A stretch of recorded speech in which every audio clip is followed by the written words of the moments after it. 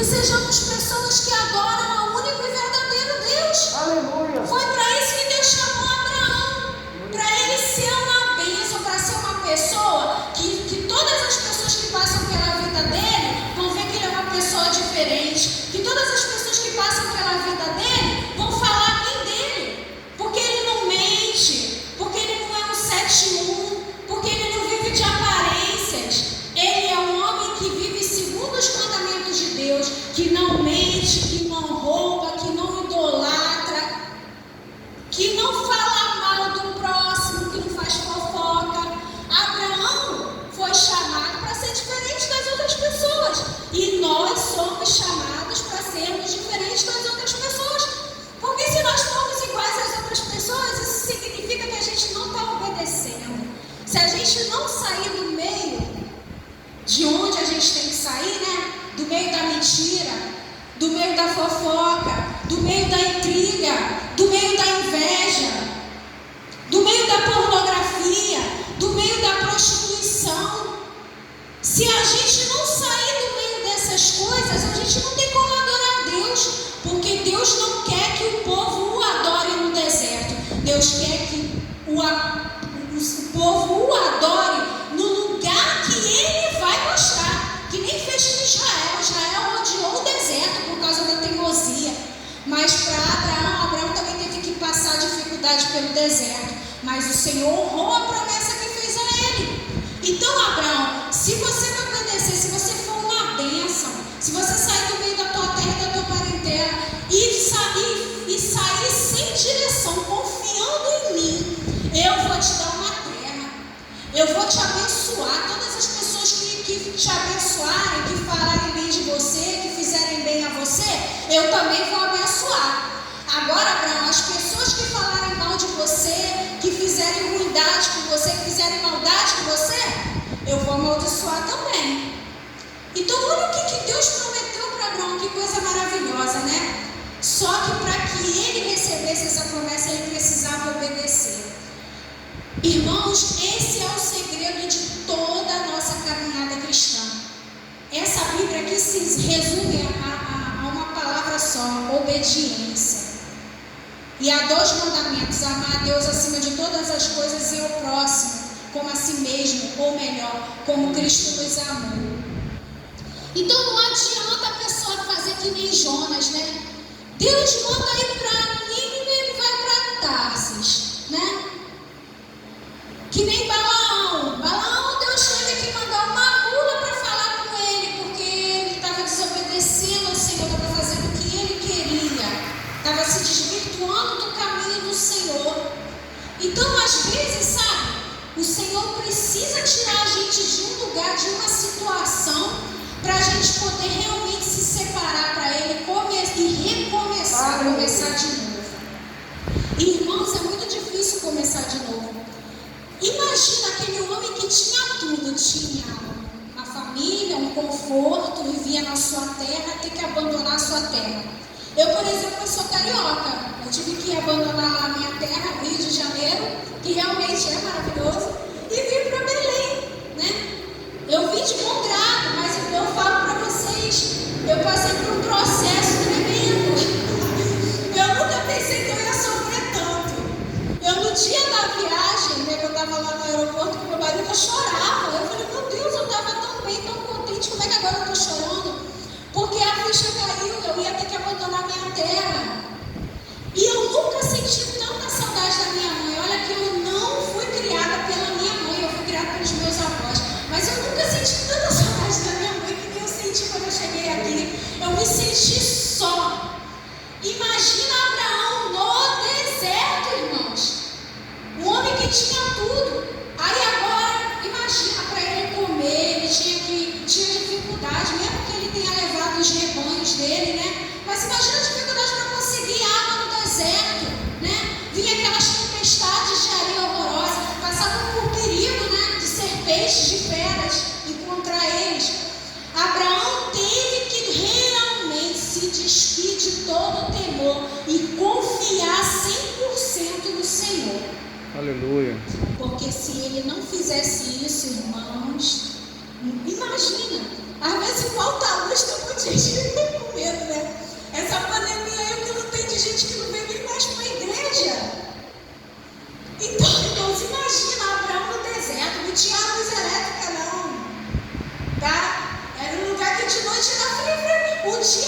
quente, horrivelmente quente. E durante a noite um frio terrível.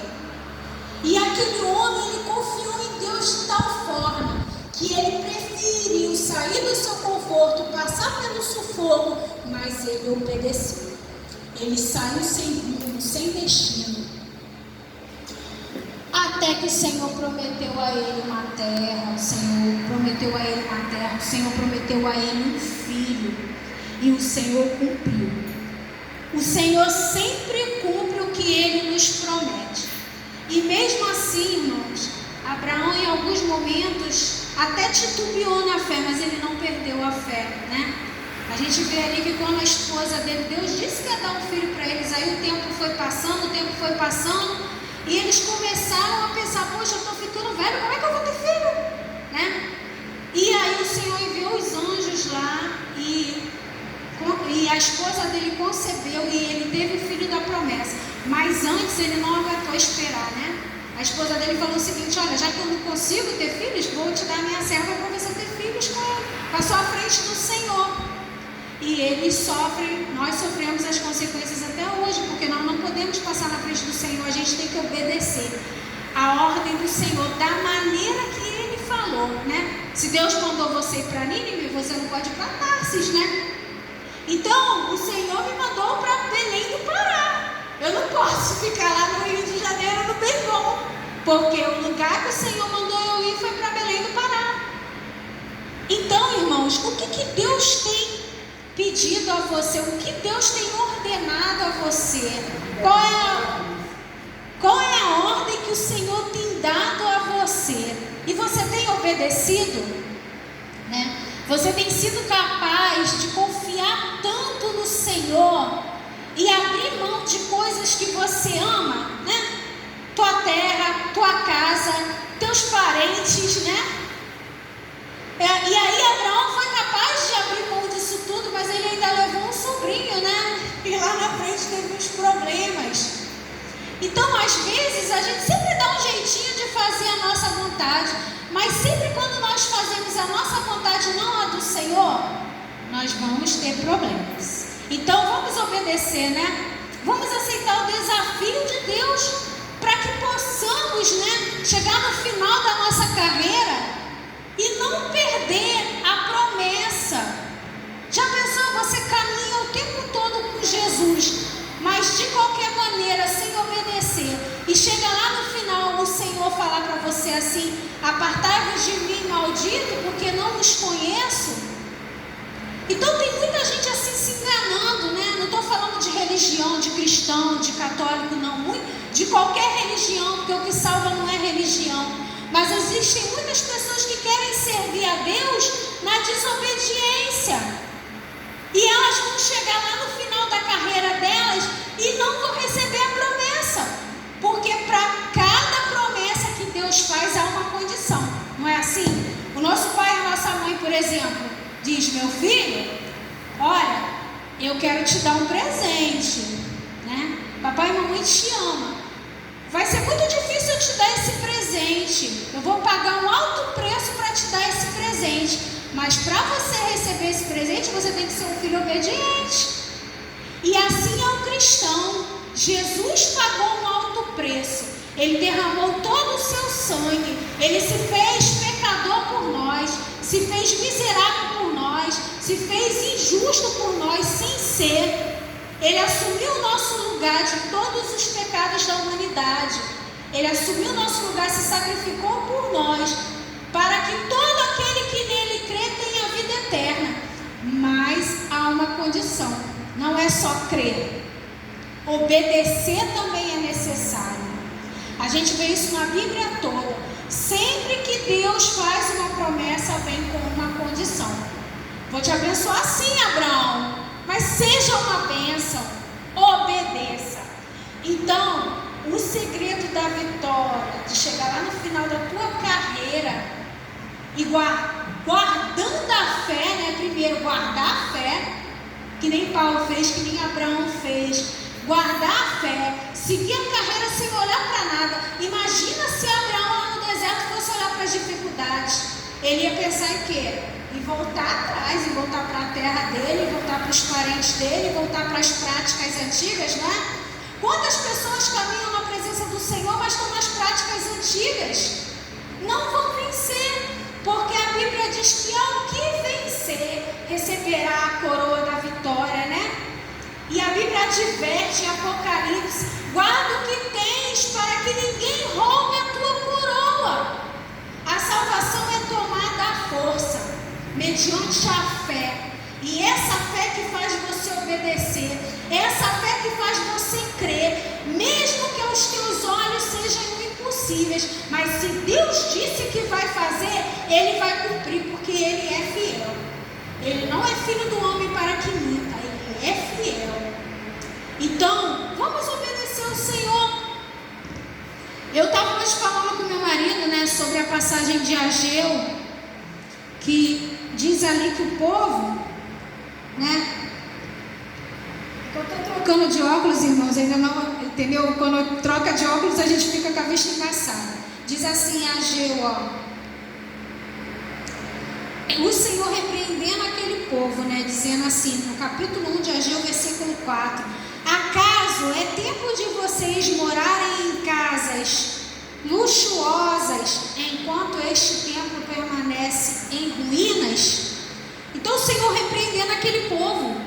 O povo, eles estavam cuidando só da vida deles, fazendo casas para eles, né? E a casa do Senhor estava abandonada. O povo estava tendo tão pouco caso com as coisas de Deus que não achavam importante cuidar da casa do Senhor, né? Nós somos casa do Senhor, nós somos templos de Deus, mas existe um lugar que Deus determinou para ser adorado, que é a casa dele, que é o templo onde nós nos reunimos para adorá-lo. E o povo ali, né, nessa passagem de Ageu, eles estavam cuidando de tudo menos da casa do Senhor. E hoje em dia nós vivemos esse tempo que as pessoas querem cuidar de tudo, né? Elas se preocupam com tudo e não priorizam Deus, deixam Deus em último lugar, né? Primeiro é o pão e depois eu vou buscar Deus, né? Quando justamente é Deus que providencia o pão. As pessoas não estão confiando no Senhor o suficiente. As pessoas estão perdendo a fé. Porque quem confia em Deus, prioriza Deus, obedece Deus, anda nos caminhos de Deus e não titubeia, não, sabe? Não vacila, não fica entre dois caminhos, não. E o povo ali, em Ageu 1, a gente vê que o povo estava preocupado com as coisas materiais, estava preocupado só com as suas vidas e esqueciam do mais importante, né? Como Maria e Marta, né? O Senhor falou, né? A Marta lá toda preocupada em cuidar da casa, em fazer o melhor pelas visitas. Realmente, ela estava recebendo uma visita maravilhosa, o Senhor Jesus na casa dela. Mas ela estava preocupada com a coisa errada. Ela estava preocupada em mostrar, né, o serviço, em oferecer um alimento, o melhor alimento. Enquanto que a outra irmã, a Marta, estava ali aos pés do Senhor, absorvendo tudo que ela poderia receber. Não é isso, irmãos? Então, nós precisamos saber que nós temos que gastar o nosso tempo primeiro com o Senhor, que nós devemos priorizar o Senhor, que nós devemos priorizar primeiro estar com o Senhor, fazer a vontade do Senhor. Porque se a gente priorizar as coisas desse mundo, elas vão nos consumir e nós não vamos chegar em lugar nenhum. Então, priorize o Senhor, tenha fé. Se você tem uma oportunidade de buscar a Deus, não vai perder essa oportunidade para mostrar algo para o homem, né? Que nem aquela mulher fez, né? Então, às vezes nós estamos vivendo em dias assim, que as pessoas estão priorizando as coisas materiais, enquanto que a Bíblia diz que nós devemos buscar o reino de Deus. O Senhor Jesus nos ensinou que nós devemos buscar o reino de Deus em primeiro lugar, e as demais coisas serão acrescentadas.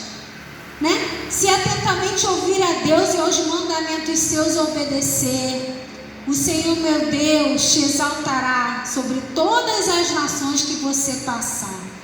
Você não vai correr atrás de bênçãos, as bênçãos vão te alcançar. Então, irmãos, o nosso trabalho é buscar e servir a Deus, não é correr atrás de bênçãos. As bênçãos, elas nos alcançam, né? Às vezes a gente nem quer uma bênção tão grande, mas o Senhor quer nos abençoar. E Ele vai lá e dá aquela bênção maior do que o que você esperava, porque Ele é fiel para fazer infinitamente mais do que pedimos ou pensamos.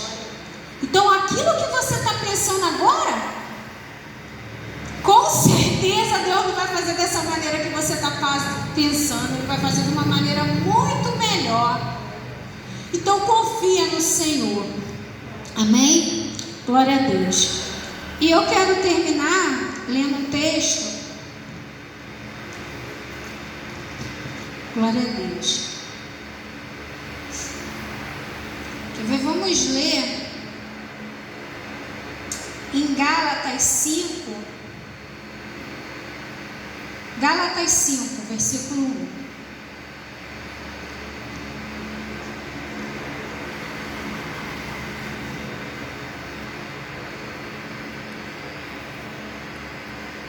Gálatas 5, versículo 1, que diz assim, né? O título é o seguinte: a liberdade cristã.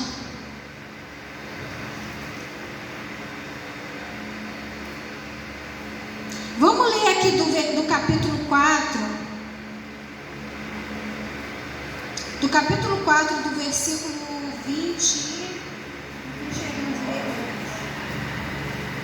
Capítulo 4.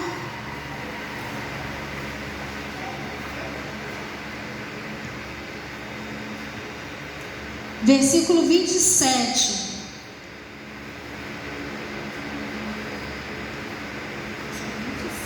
Sara e Agar. É que eu estou trocando de óculos, irmãos, a minha vista está embaçada.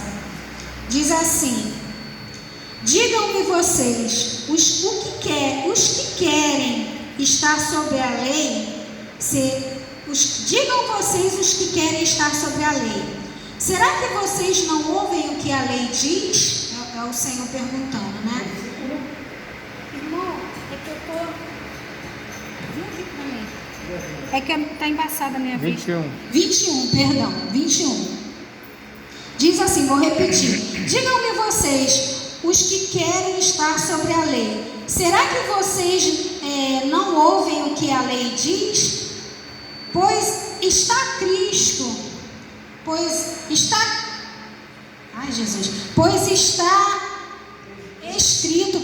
pois está escrito que Abraão teve 2 filhos, um da mulher escrava e o outro da mulher livre.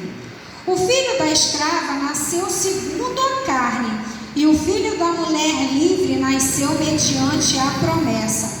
Estas coisas são alegorias, porque essas mulheres são 2 alianças. Uma se refere ao Monte Sinai, que gera para a escravidão. Esta é Agar. Ora, Agar é o Monte Sinai na Arábia e corresponde a Jerusalém atual, que está em escravidão com os seus filhos. Mas a Jerusalém lá de cima é livre, e ela é a nossa mãe, porque está escrito: alegre-se, ó estéril, você que não dá luz, exulte e grite, você que não sente dores de parto, porque os filhos da mulher abandonada são mais numerosos que os filhos da que tem marido. Mas vocês, irmãos, são filhos da promessa, como Isaque. Como, porém, no passado, aquele que nasceu segundo a carne perseguia o que nasceu segundo o Espírito, assim também acontece agora. Mas o que diz a Escritura? Ela diz: mande embora a escrava e o seu filho, porque de modo nenhum o filho da escrava será herdeiro, como o filho da mulher livre. Portanto, irmãos, somos filhos não da escrava, mas da livre. Então, Lembra que eu falei que Abraão, né, a esposa passou na frente, gerou um filho? E ele simboliza a escravidão, né? A desobediência, o pecado. E o outro filho, o filho da promessa, simboliza a liberdade. Porque antes nós éramos escravos do pecado. Nós vivíamos, né, segundo a vontade da nossa carne. Mas a Bíblia, se você continuar a leitura, aqui mesmo, ela nos adverte a não viver escravos do pecado. Não viver na lei do pecado, mas viver sim em espírito. Aleluia. Então quem vive em espírito obedece e recebe a promessa. Então as pessoas que não andam segundo o espírito, elas não vão receber a promessa. As pessoas que andam em pecado, elas não vão receber a promessa, porque são filhos da escrava, são filhos da escravidão, são filhos do pecado, que vivem escravizados pelo pecado. E continua assim a leitura. A liberdade cristã, no capítulo 5. Para a liberdade foi que Cristo nos libertou. Por isso, permaneçam firmes e não se submetam de novo ao jugo da escravidão.